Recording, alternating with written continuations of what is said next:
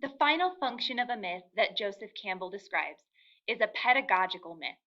Now, pedagogical derives from the word pedagogy, which means teaching. Your teachers are trained in the art of pedagogy.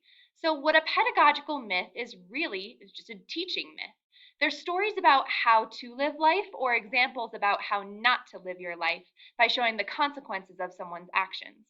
Essentially, pedagogical myths outline moral codes or rules for living a happy life according to that culture's beliefs. And so, one example of this is the Norse myth of Freya.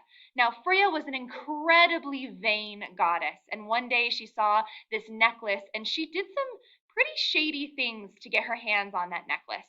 But once she had it, she hid it from all the other gods and goddesses because she was ashamed of her vanity and what it had driven her to do.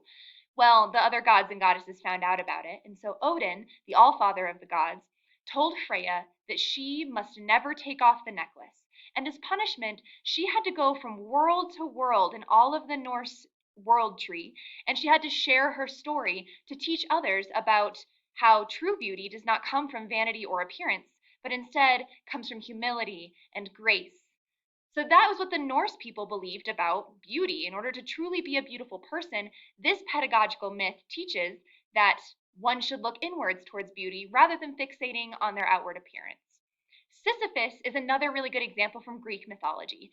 Sisyphus tried to escape the underworld and was caught, and as eternal punishment, he has to push this massive boulder up a hill, and as soon as he gets it up the hill, it rolls all the way back down, and he has to start all over again. And so this was a Greek myth that detailed two things. Number one, don't ever try to defy the gods. And secondly, you can't cheat death. It's something that happens to every single human being, and no matter what we do, we'll always get to the same result.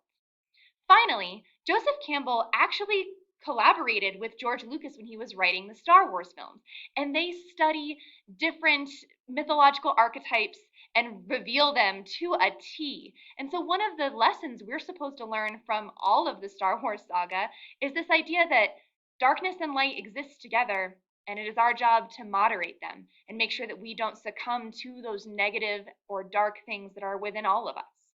So, those are some examples of pedagogical myths or myths that teach lessons about how you should or maybe should not live your life.